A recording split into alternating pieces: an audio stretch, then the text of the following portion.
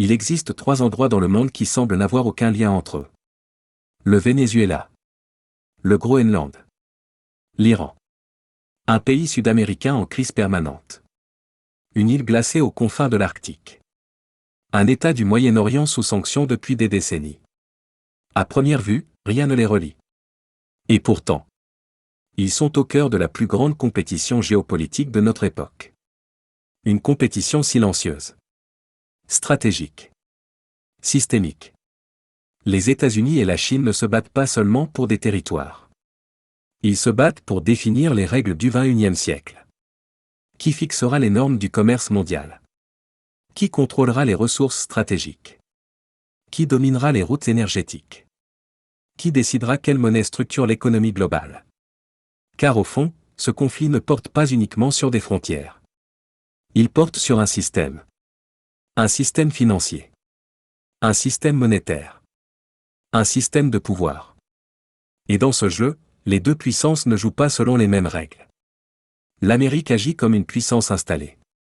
Elle protège un ordre qu'elle a construit après 1945. Un ordre fondé sur le dollar. Sur sa marine. Sur ses alliances. Sur sa capacité à sanctionner. La Chine agit comme une puissance ascendante. Patiente. Calculatrice. Économique. Elle construit des réseaux. Des corridors. Des dépendances commerciales. Elle n'attaque pas frontalement. Elle entoure. C'est la différence entre le jeu d'échecs et le jeu de Go. Mais commençons par le Venezuela. Pourquoi ce pays est-il devenu un champ de pression stratégique? Officiellement, Washington invoque la démocratie. Les élections contestées. La répression politique. Le narcotrafic. Ces arguments ne sont pas entièrement faux. Mais ils ne suffisent pas à expliquer l'intensité des sanctions. La véritable question est ailleurs. La Chine a investi des dizaines de milliards de dollars au Venezuela. Prêts pétroliers. Infrastructures. Coopération énergétique. Caracas rembourse en pétrole. Ce pétrole ne passe plus uniquement par les circuits occidentaux. Il nourrit directement la croissance chinoise. Pour Washington, cela signifie une chose claire. Une puissance rivale consolide une présence durable dans son hémisphère. La doctrine Monroe, formulée en 1823, affirmait que l'hémisphère occidental relevait de la sphère d'influence américaine. 2 siècles plus tard, la logique demeure. La présence économique chinoise au Venezuela n'est pas militaire. Mais elle est stratégique. Et une présence stratégique peut devenir une présence politique. C'est pourquoi les sanctions visent à isoler Caracas. À fragiliser ses alliances. À couper le pont économique avec Pékin.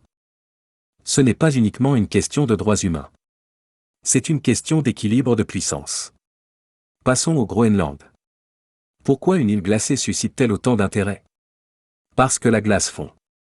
Et lorsque la glace fond, les routes s'ouvrent.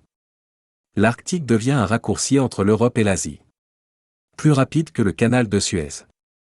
Plus stratégique que Panama. Le Groenland devient une clé géographique. Mais il y a plus. Sous sa glace se trouvent des terres rares. Indispensables aux batteries. Aux smartphones. Aux véhicules électriques. Aux systèmes militaires avancés. Or aujourd'hui, la Chine contrôle environ 70% de la production mondiale de terres rares. Ce monopole donne un levier colossal. Les États-Unis cherchent donc des alternatives. Mais Pékin investit déjà dans l'Arctique. Ports. Aéroports. Projets miniers. Elle n'envoie pas de navires de guerre. Elle envoie des capitaux. La stratégie est subtile. Si la Chine s'ancre durablement au Groenland, elle obtient un accès aux ressources. Une présence dans l'Arctique. Un levier stratégique futur. Washington réagit alors préventivement. Bloqué aujourd'hui. Ce qui pourrait devenir une dépendance demain. Et puis il y a l'Iran. Là encore, les justifications officielles sont connues. Nucléaire. Sécurité régionale. Terrorisme. Mais l'Iran est surtout un maillon essentiel dans la Belt and Road Initiative. Ce gigantesque projet chinois vise à relier l'Asie à l'Europe et à l'Afrique par des routes terrestres et maritimes. L'Iran est un corridor central. Un pont énergétique. Un passage stratégique. Il permet à la Chine de contourner les routes maritimes dominées par la marine américaine. Car voilà l'enjeu militaire. Les États-Unis dominent les océans. Ils peuvent bloquer des détroits, intercepter des cargaisons, imposer des sanctions via le système financier mondial. Mais une route terrestre ne se bloque pas avec un porte-avions. La Belt and Road n'est pas seulement économique. Elle est géostratégique. Elle réduit la vulnérabilité chinoise. Et au cœur de cette confrontation se trouve la question la plus sensible. Le dollar. Depuis la fin de la Seconde Guerre mondiale, le dollar est la monnaie de réserve mondiale. Cela donne aux États-Unis un pouvoir immense. Ils peuvent financer leurs dettes, imposer des sanctions, couper un pays du système SWIFT, geler des actifs. Mais la Chine avance une alternative. Commerce en yuan. Accords énergétiques hors dollar. Système de paiement alternatif. C'est la dédollarisation. Lente, progressive, mais stratégique. Chaque transaction en yuan réduit légèrement l'influence du dollar. Chaque accord pétrolier hors système occidental affaiblit le levier américain. Ce processus n'est pas spectaculaire. Mais il est profond.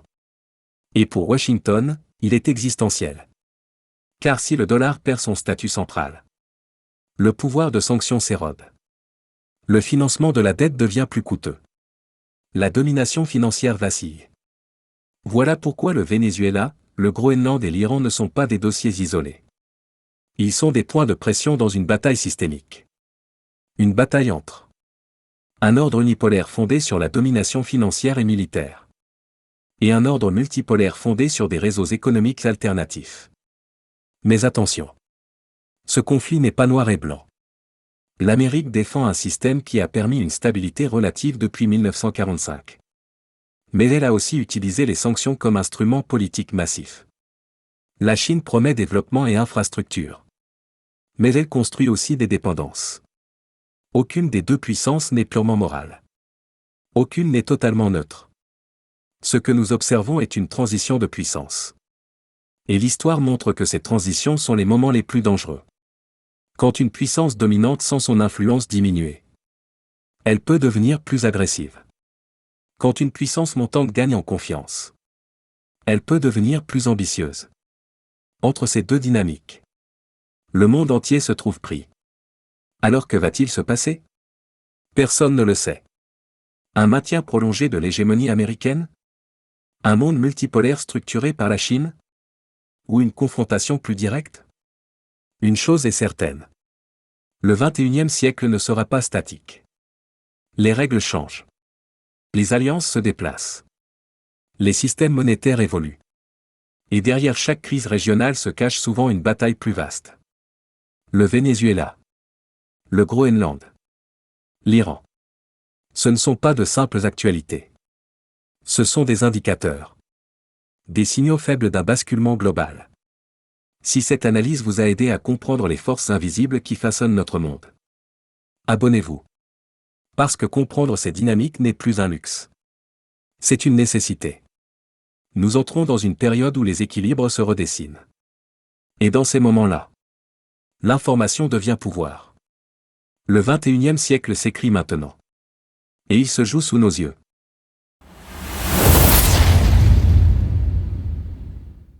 C'est un exercice fascinant.